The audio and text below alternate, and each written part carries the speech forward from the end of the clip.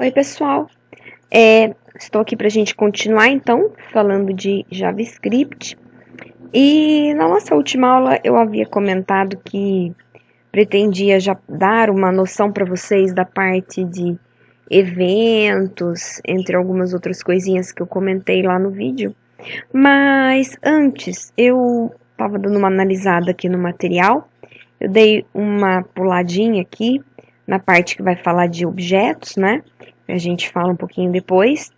E aí eu vou colocar aqui algumas coisas que, antes de mostrar a parte de eventos, eu acho interessante vocês saberem, porque depois, a hora que a gente estiver lidando com os eventos, nós vamos ter, por exemplo, verificações para fazer, leitura de dados para fazer, e às vezes precisamos, no caso aqui, converter tipos. Vamos ter condições para aplicar testes condicionais. Então é interessante a gente já ver essa parte e aí os nossos exemplos e os nossos exercícios usando eventos e usando DOM podem ser feitos com mais tranquilidade, tá bom? Basicamente aqui em conversão de tipos, eu fiz um resumo aqui para vocês, mas algumas vezes nós precisamos converter strings para números e números para string, por exemplo, né? Então, nós temos alguns métodos, né, algumas funções aí de conversão de tipos, né? Então, por exemplo, parseInt vai converter uma string para inteiro, ou parsefloat para converter para um número com um ponto flutuante. E para converter para string, um número para uma string, nós temos o toString, tá? Já vamos dar uma olhadinha no exemplo. E se você não tem certeza que tipo de dado está armazenado em uma variável num determinado momento, nós temos o typeOf, que indica qual é o tipo do valor que está armazenado na variável, tá? Então, a gente vai dar uma olhadinha aqui num código que eu montei para vocês aqui, né? Olha, então, muitos desses códigos aqui eu peguei de exemplo lá, como eu já comentei com vocês, lá no curso da HCode, né? Lá tem bastante coisa, vocês podem dar uma olhadinha lá. Então, ó, aqui eu coloquei a idade, ela está recebendo aqui 17, mas ela está recebendo como string, porque eu coloquei entre aspas, né?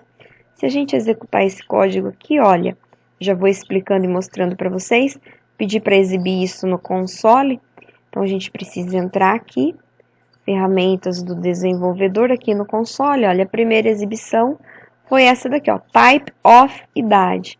Então, o tipo é string, tá? Bom, aí eu converti, né, olha, idade em número, né, eu chamei assim, eu faço um parseInt da variável idade, ou seja, ele está convertendo essa idade num valor inteiro. E aí, quando eu peço para exibir novamente no log, a gente vai ver que agora, olha, é um number. Lembrando que para o JavaScript, tanto números inteiros quanto float, eles são number, né? Depois, eu tenho aqui um array. Né? O array, olha, alunos, eu coloquei 3 nomes aqui, é um array de strings, né? Mas quando eu coloco typeOf alunos, ele vai exibir para a gente aqui object, tá? Então, array para ele é um objeto, certo? Aí eu converto aqui, por exemplo, esse array para string. Então, eu coloco aqui, olha, alunos.toString. E aqui eu coloquei typeOf alunos toString. Opa, sem querer eu apertei aqui. Então, quando eu faço, ó, alunos toString, ele fala, typeOf aluno toString, ele fala o tipo string. E na hora que eu faço a conversão, ele gerou para mim mesmo aquele array, como se fosse a concatenação aí do que estava no conteúdo de cada posição do array, né? Aqui, o valor 10, sem aspas, então ele já detecta que é um valor numérico. E aí eu faço valor.toString, ele converte para mim esse valor para string, né? eu pedi para exibir ali no log, eu poderia colocar para exibir aqui o type of do valor após ser convertido com o toString, olha. Ficou string, tá? A gente vai ver, por exemplo, alguns casos em que eu posso ter a necessidade de fazer a conversão. Quando eu obtenho dados lá do meu formulário, se eu vou fazer um cálculo, por exemplo, com o valor informado em um campo, em geral eles chegam para a gente como string os dados, né? Eu posso fazer essa conversão, por exemplo, do parse int ou do parse float, que eu não usei nesse exemplo, mas é a mesma coisa. Eu poderia usar para converter essa string num valor realmente numérico e poder fazer cálculos, né? Então, isso é uma das formas que a gente vai ver logo mais como utilizar, tá? Aqui, na verdade, era um segundo código, é de um exercício bem simplesinho, bem bobinho que eu coloquei aqui, para criar um código JavaScript, declare uma variável, receba um número no formato string, some 10 e exiba o resultado. Então, aqui o que vai acontecer, né? Olha, eu tenho aqui um number, chamei de number string, porque ele vai estar entre aspas, e aqui o number, que é o número mesmo, né? Se eu fizer, olha só, sem a conversão, né? Number string mais number, e pedir para exibir esse valor, vamos dar uma olhadinha lá no console, de novo, olha. Ele fez, ó, 10, 10. Porque ele detectou, olha, era uma string, eu tô mandando somar com esse daqui, ele pega o tipo da primeira aqui e já fala, então é uma concatenação, isso aqui é uma string, então eu vou ter que concatenar. Por isso, 10, 10.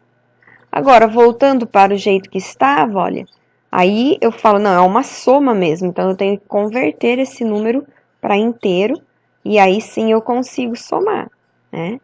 E aí ele colocou lá 20, tá certo? Então, esse daqui é só uma ilustração aí. Claro que esses valores poderiam ter vindo, como eu falei, de um formulário, né? E aí eu preciso fazer essas manipulações, ok? Bom, na sequência, lá no nosso material, nós temos aqui falando sobre literais, né? Então, é a forma aí que nós podemos criar strings, números e booleans, entre outros tipos aí, com essa forma aí, valores literais, né? Então, aqui, olha, uma literal booleana, true. String, né, JavaScript básico. Número 15.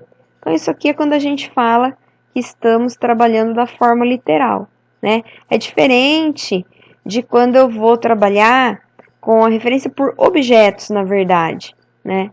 Então, eu vou daí criar as minhas variáveis usando as classes aí do JavaScript. Então, se eu quero que essa variável seja booleana, eu posso usar a classe boolean do JavaScript e criar um objeto booleano, né? Então, new boolean, eu passo aqui true, então ele já cria para mim essa variável como uma instância, um objeto da classe boolean com o valor true. A mesma coisa aqui para string e a mesma coisa para número, né?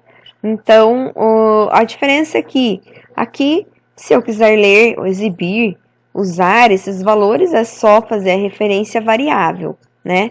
Já aqui, quando eu estou usando objetos, eu vou ter que usar um método chamado valueOf para ler esses valores, né? Então, vamos dar uma olhadinha aqui no código de exemplo, olha.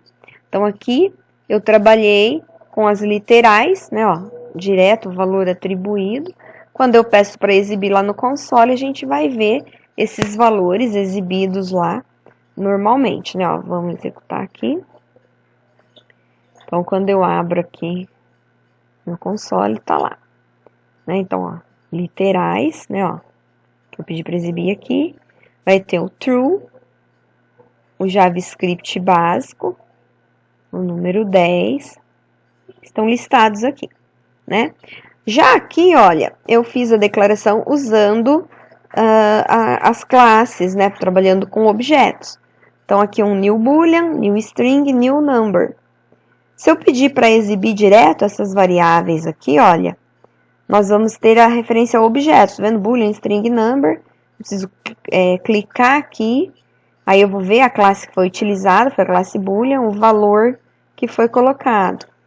A string, olha, JavaScript básico, ele mostrou posição por posição, o comprimento da string, length aqui, a classe que foi usada, o valor que foi usado para inicializar, e number, a mesma coisa, classe number e o valor, né?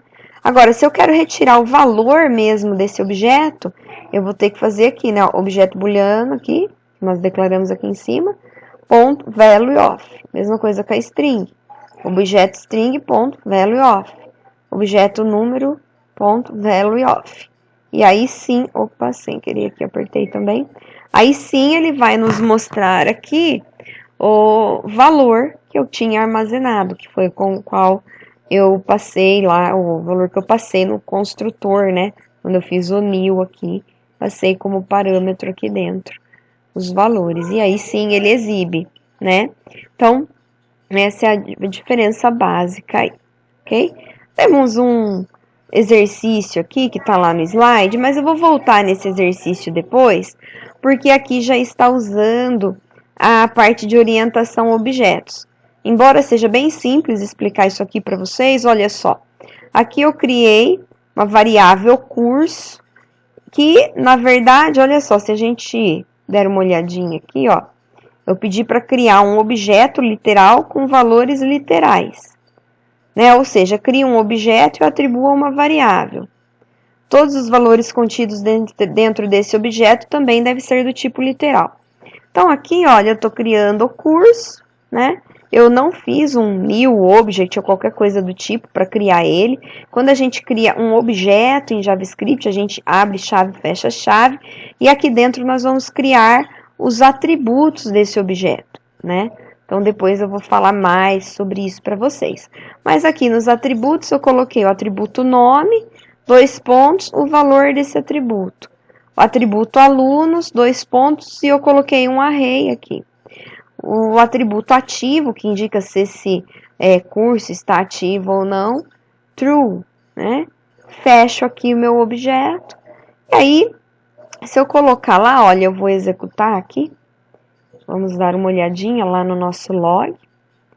E aí, o que ele fala? Olha, se eu faço type of curso, é um object, é um objeto. Aí, se eu quiser acessar esses atributos, né? Então, olha, curso, e aí, entre as chaves aqui, o atributo que eu quero exibir, nome. Ele colocou lá para mim, JavaScript. Né? Seria a mesma coisa se eu quisesse exibir o ativo, o alunos aqui, que eu poderia também colocar, vamos dar uma olhadinha aqui, ó.